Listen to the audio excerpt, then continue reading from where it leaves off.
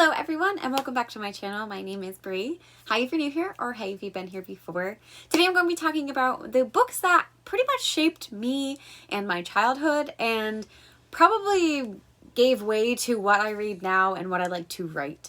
So without further ado, let's just get into the nostalgic books that have shaped me as a reader. The first on this list I don't actually own a copy of, but that would be Holes by Louise Satcher. Holes was one of those books that I read probably a little bit later. I think it was in 6th grade, but it was the first time that I really felt connected with something that wasn't magical in any way, shape, or form.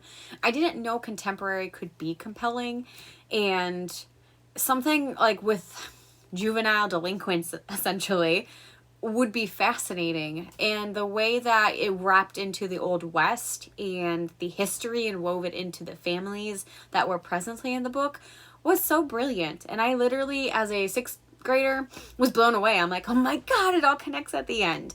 But as I mentioned, I think the root of this book was that it was just based in reality, and that was something that I didn't usually gravitate towards, but I never really thought that I was going to connect with one. Similar to The Outsiders, which I could include on this list, but I won't just because I read it later in life. I didn't actually read it as a kid, but I didn't know that books could be so compelling as real life stories until I started reading Holes. Also, caveat, because as I started dwindling down this list, because I'm only including 5 books, but I do have to kind of give that that one little nostalgic title to Harry Potter, because without Harry Potter, I would not be a reader in any way, shape, or form. It really pushed me to love magic and love world building and love everything that could be complicated and complex in a story at a very young age. So the only reason I'm not going to make it an official spot on this list, and it's only going to be an honorary spot, is just because I think that's everyone's in some way. It's the majority of the people, I should say, not everyone's, but it was definitely a really strong component for me and pushing me to want to write my own stories. But it is so popular that I want to be able to shed some light on other stories that spoke to me and also helped shape me into a reader. So with that being said, we're moving on to my next pick, which is A Series of Fortunate Events by Lemony Snicket.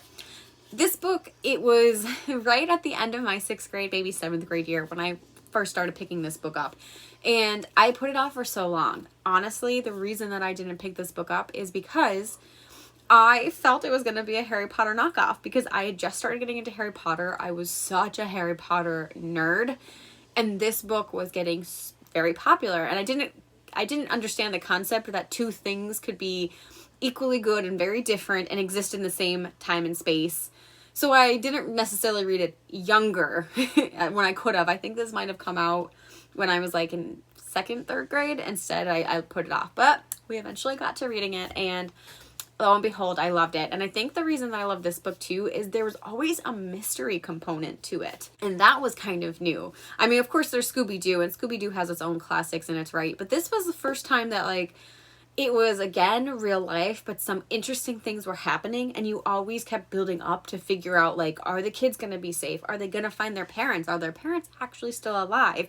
What do these letters stand for? And it's always just chasing down the next bit of information, and that always kept me so engaged. And I will also say, reading it again, because I reread this series recently as an adult, and it's so crazy the level of depth that these stories go into that you don't realize as a kid. But I'll save that for a different video. What I will just say on this book is that the craftiness is so prevalent and vivid in this book.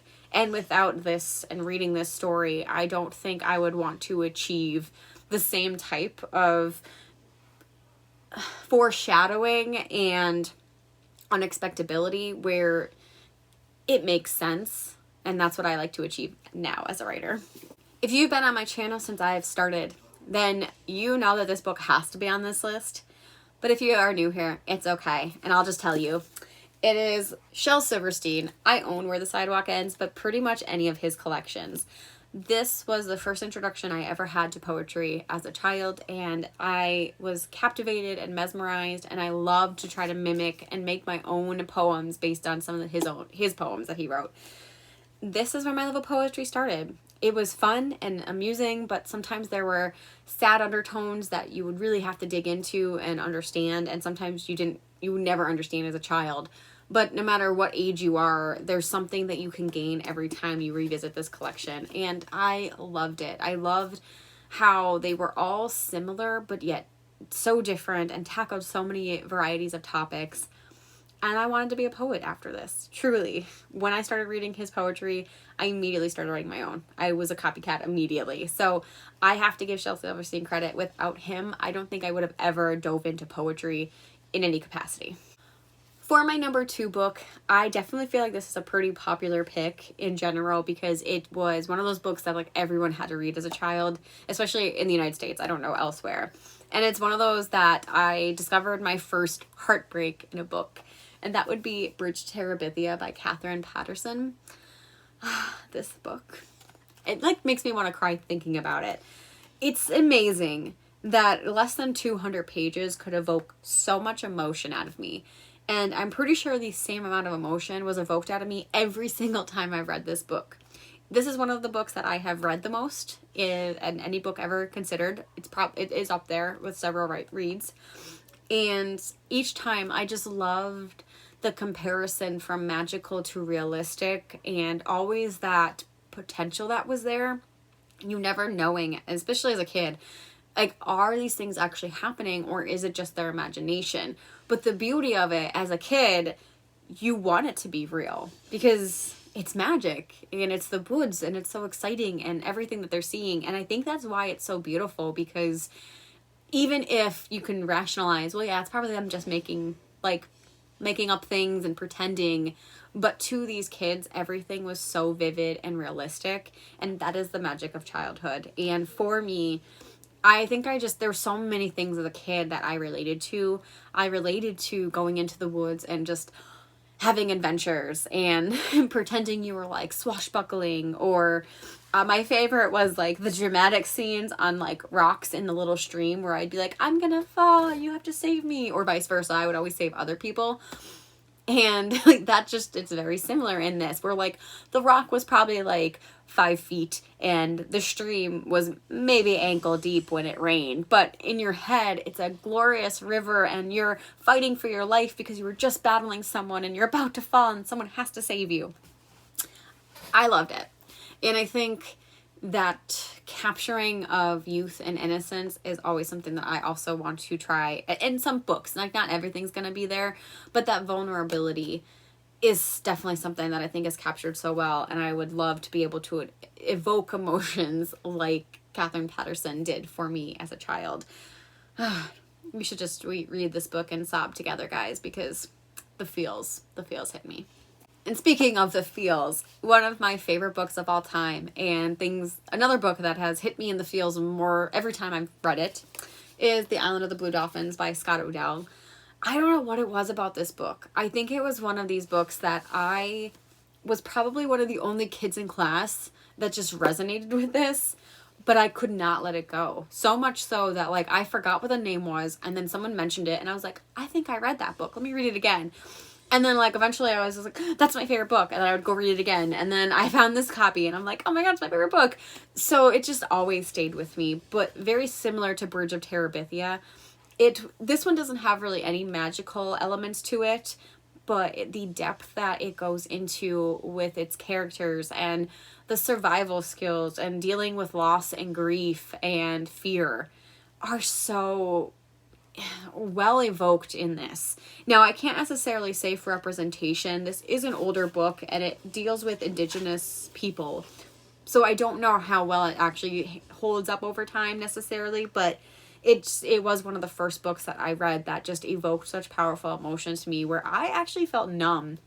I think I read this in either 3rd or 4th grade, and I was numb after reading it, and it was never something I experienced reading before. And again, I will say that prior to like 4th grade, I was not much of a reader at the time, and I was only starting to get into Harry Potter when I was about 12.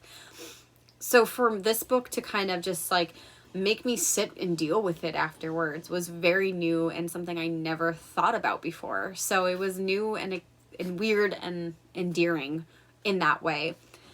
And I just love this book. So I feel like I need to reread now. Like, now that I'm talking about it, I'm like, oh my God, I gotta go read it again and make myself sad.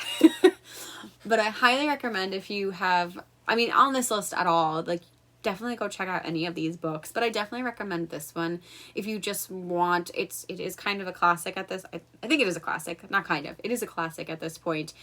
And it's a very quick novel to read. And if you just want to sit in your feels, go do it.